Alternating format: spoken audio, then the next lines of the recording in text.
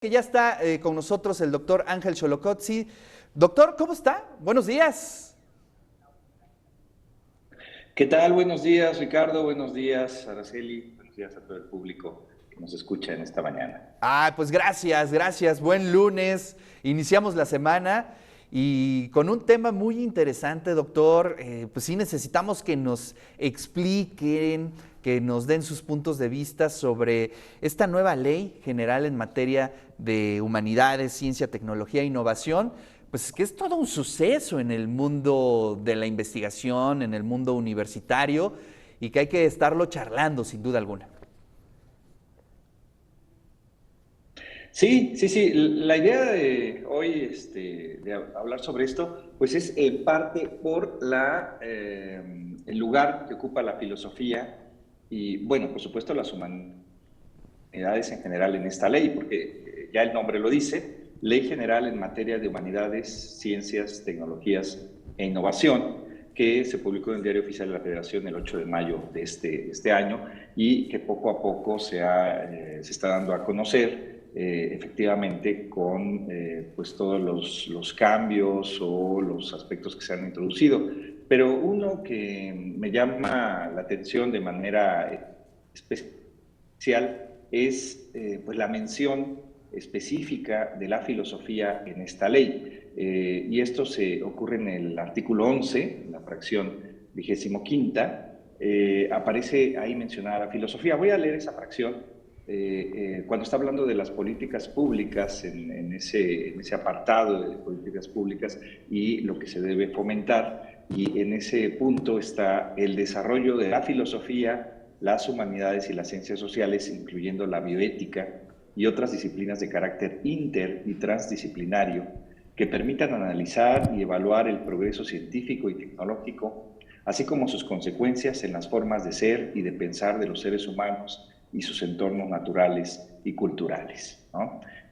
Yo creo que es de las pocas leyes en donde aparece la filosofía como tal, y no es una cuestión menor, porque estamos hablando de una ley general, ¿no? Es decir, una ley que aplica para todo el territorio nacional y de donde se derivan pues otras leyes, ¿no? Una ley general de la información o una ley que tenga que ver con un sistema nacional de información, de donde se deriva también toda la situación de las becas, de la organización de los posgrados, de la organización de la investigación, de los programas prioritarios, etcétera, ¿no? Hay una serie de cuestiones importantes relacionadas con esta ley y en donde, reitero, me parece muy importante que se mencione a la filosofía como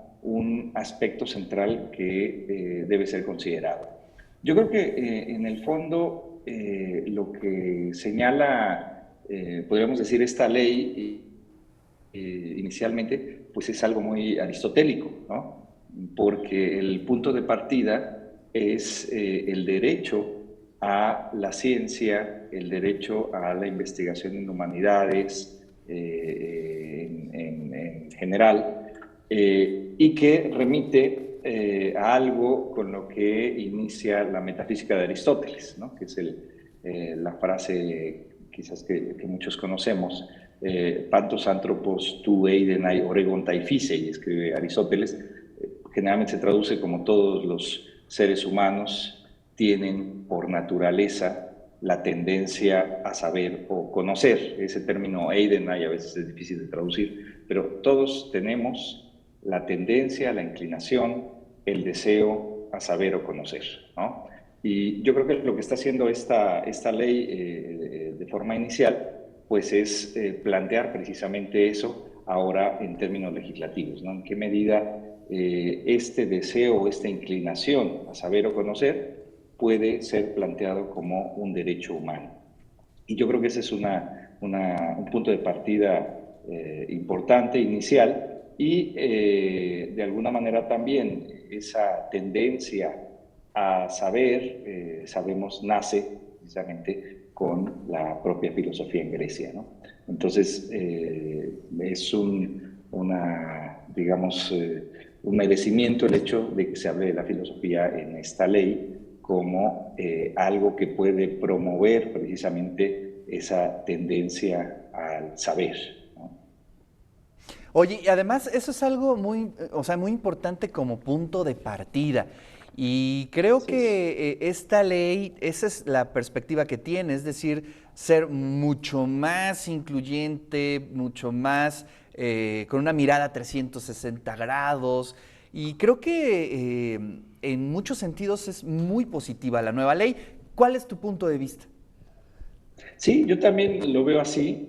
Se abordan muchísimos aspectos que, por un lado, no estaban considerados en otros momentos, no solo la filosofía, sino toda la situación actual que estamos viviendo y de la que hemos hablado mucho en este espacio, como es todo el ámbito digital, por ejemplo, ¿no? Eso ya está contemplado, el ámbito de la situación con el medio ambiente, el ámbito de la multiculturalidad, el ámbito de la inclusión, el ámbito de la igualdad, muchísimas cuestiones que están ahí ya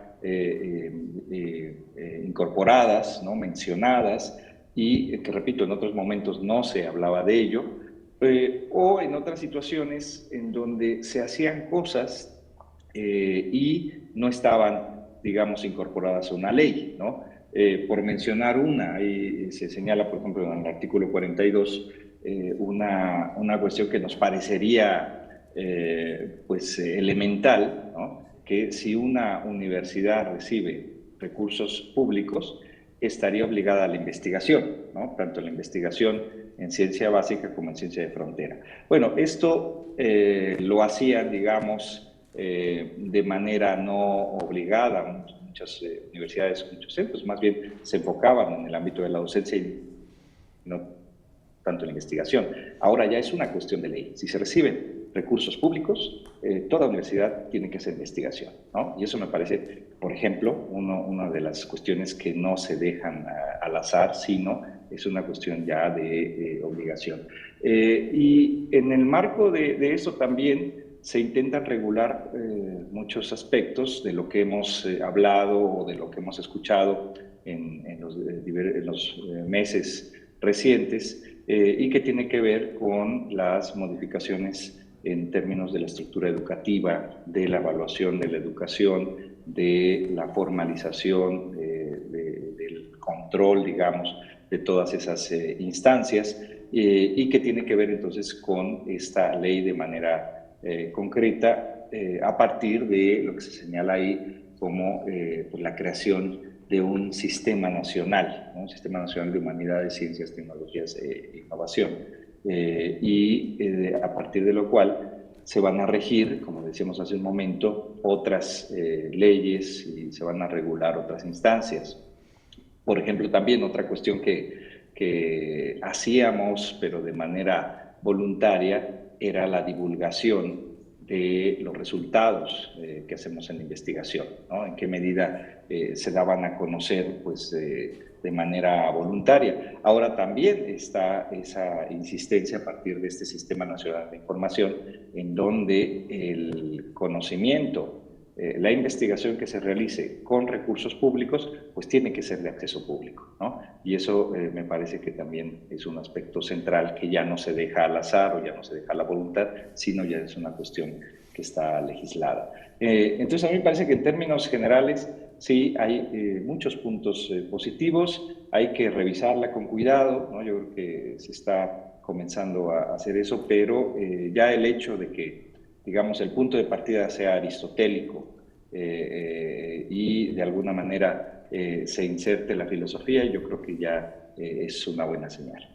Pues sí, la verdad es que es muy interesante y yo también desde las primeras lecturas que le di de manera quizá epidérmica, vi que es muy interesante, ¿no? Incluir el tema de la difusión, ¿no? El tema de la divulgación y abrirlo a toda la generación de conocimiento, a todas las ramas de la investigación, y creo que eso es algo muy positivo porque finalmente se van tejiendo, ¿no? Y eso es algo importante. Llega un punto en donde hay puntos de coincidencia. ¿Qué opinas, doctora? Definitivamente, porque también esto da pie a la transversalidad Claro. y el hecho de que se puedan conjugar saberes que pertenecen a distintas disciplinas. Sí, sí, sí. Oye, pero gracias Ángel por traer el tema, por darnos tu punto de vista. Y bueno, pues ahí está la lectura de esta nueva ley, ¿no? Pues que está nuevecita. Y bueno, pues vamos a ver ahora la operación, que digamos, esa es la otra parte, ¿no? Digo, Sí, sí. desde lo escrito, desde lo formal, está muy bien. Ahora vamos a ver cómo se empieza a operar esta nueva ley, que bueno, pues ahí es donde tendremos que estar muy atentos. Ángel, te mando un fuerte abrazo, saludos. Muchas gracias, Ricardo, Araceli. Muchas gracias a todo el público. Hasta luego. Bueno, pues ahí está la voz del doctor Ángel Xolocotzi, director de la Facultad de Filosofía y Letras.